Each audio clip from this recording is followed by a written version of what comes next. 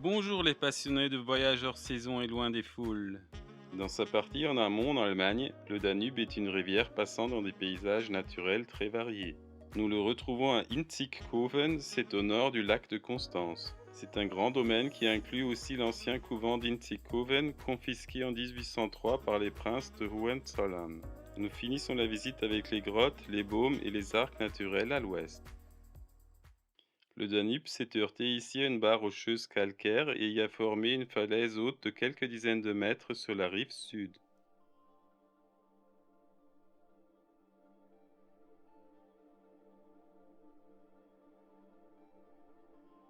On y trouve des chemins datant du parc paysager établi par les princes de Hohenzollern dans un style du romantisme du début du XIXe siècle. Ils passent sur des corniches, dans des tunnels et des ponts enjambant des canyons latéraux.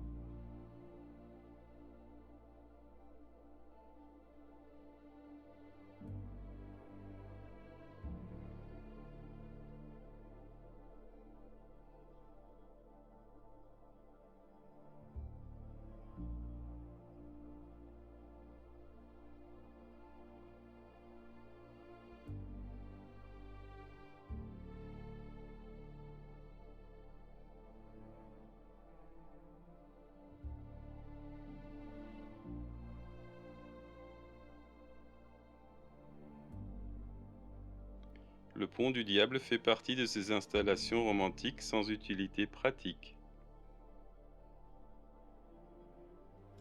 Il prend exemple sur les ponts dans les Alpes.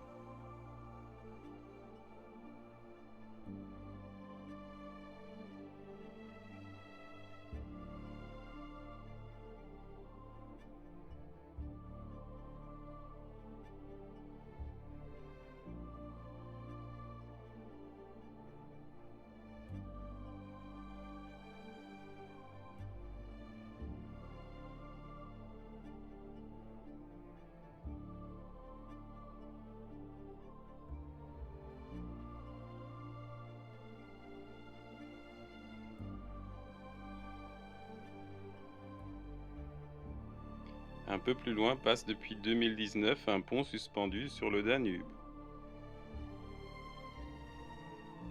Il est fortement stabilisé mais il tangue quand même.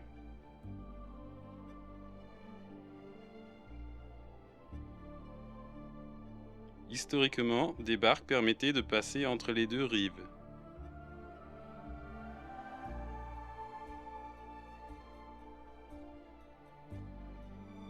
Le parc paysager continue de l'autre côté.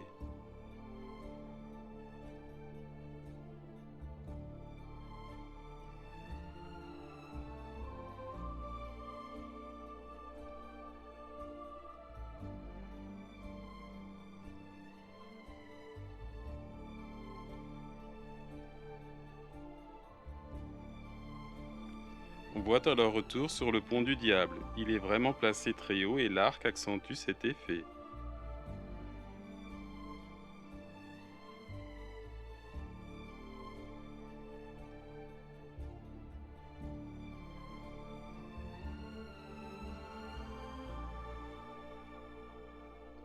Nous sommes fin juillet, c'est la dernière semaine d'école dans cette partie de l'Allemagne.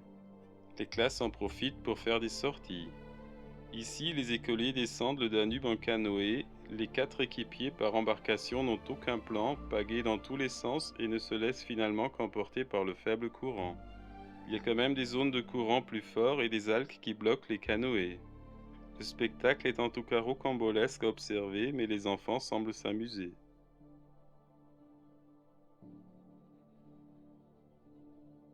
La rive nord dispose aussi de quelques rochers, mais on ne peut pas vraiment parler de canyon. Les plus marquants sont accessibles sur des chemins aisés.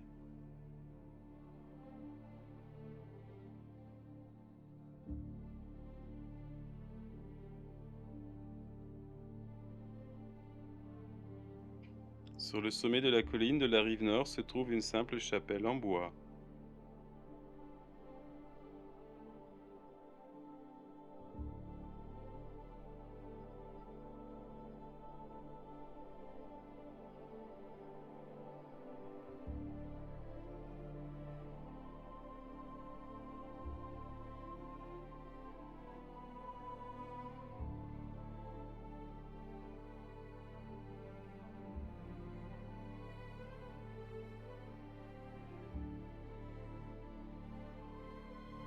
Nous redescendons vers le pont suspendu et revenons sur la rive sud.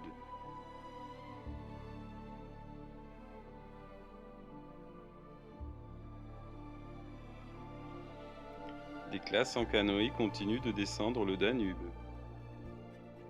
Sur un rocher à la paroi lisse sont apposées des lettres en fer forgé rappelant Amélie Séphirine de Salm-Kibourg qui contribue au parc paysager.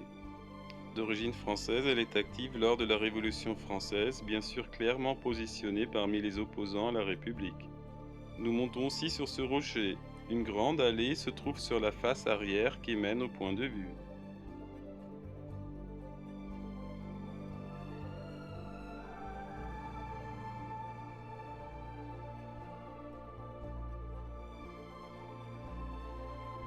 On voit retour sur le Danube et la partie centrale avec le pont suspendu.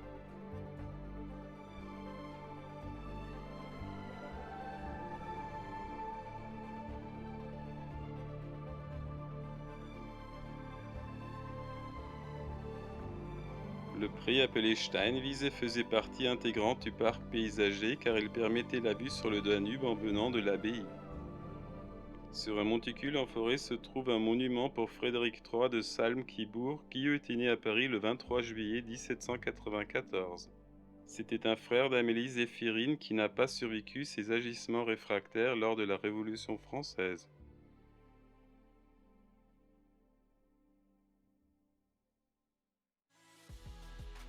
Nous arrivons enfin au couvent d'Inzigkoven. Il est sécularisé en 1803 non pas par la lumière mais par simple avidité princière. Les Hohenzollern, une des familles les plus riches d'Allemagne de l'époque et encore de nos jours, l'a confisqué pour compenser ses pertes à l'ouest du Rhin lors de la prise de possession par Napoléon.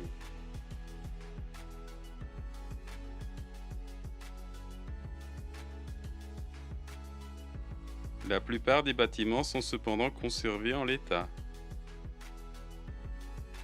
Depuis 1948, les bâtiments conventuels servent pour l'éducation gratuite des adultes.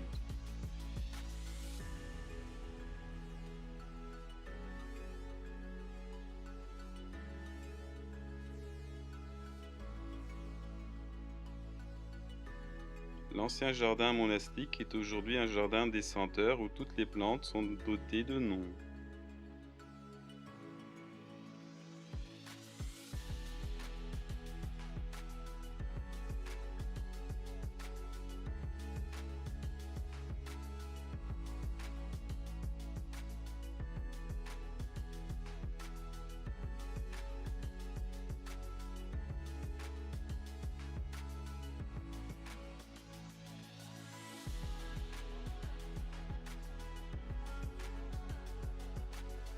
Il est permis de cueillir des feuilles, des baies et des fruits tant que cela ne nuise pas aux plantes.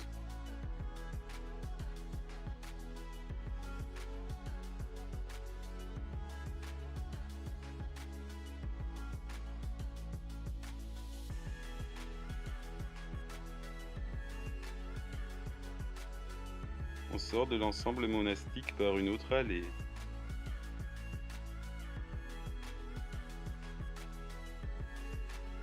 Nous passons près du parking payant central et nous rejoignons la partie ouest du parc.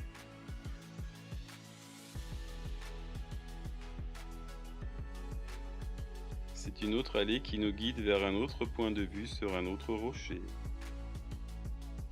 Ici, nous voyons dans la plaine en amont des rochers.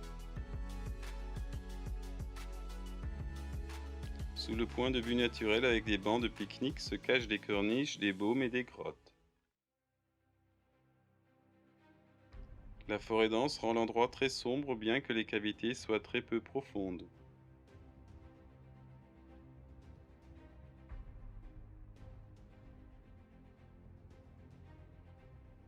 Ici encore des chemins, des passerelles et des escaliers permettent de passer dans les endroits les plus impressionnants.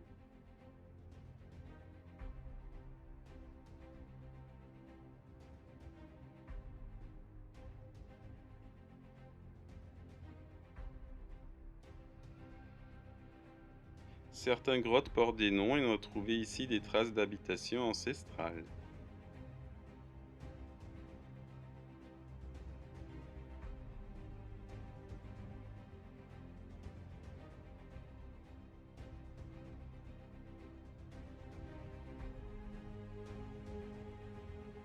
En pleine forêt se trouve cette arche rocheuse.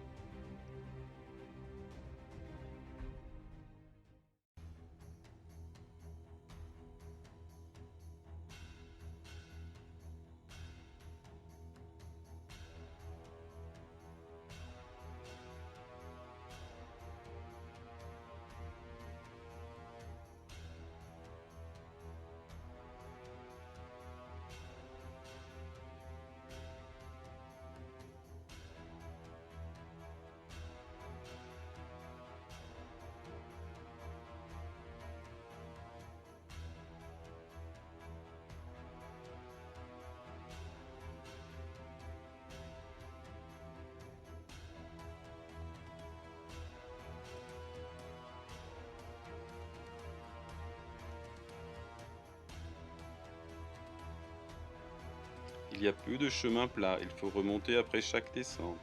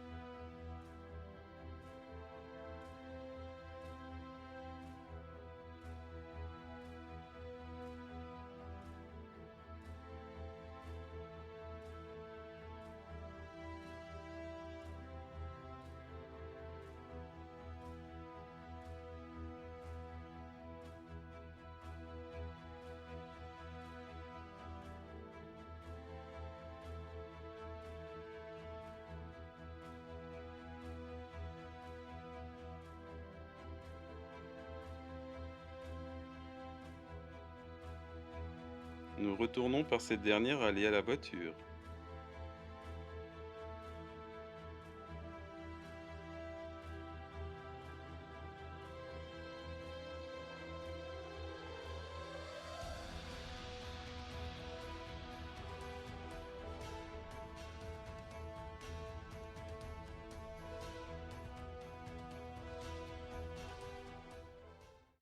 Sur la carte, nous repérons un parc avec l'idée de nous jeter dans l'eau rafraîchissante du Danube. Mais nous nous rendons compte que nous sommes en pleine ville de Sigmaringen. Un grand château prône au-dessus de la petite ville, c'est un des sièges des Hohenzollern depuis le XVe siècle. Les prix de visite sont prohibitifs, nous préférons prendre un café glacier sur la place centrale du centre-ville. Nous rentrons finalement à la maison et retrouvons le Tyrol en fin de journée. Nous avons passé un week-end prolongé dans le sud-ouest de l'Allemagne. Des liens se trouvent à la fin de la vidéo et dans la description. À bientôt sur Voyage hors saison.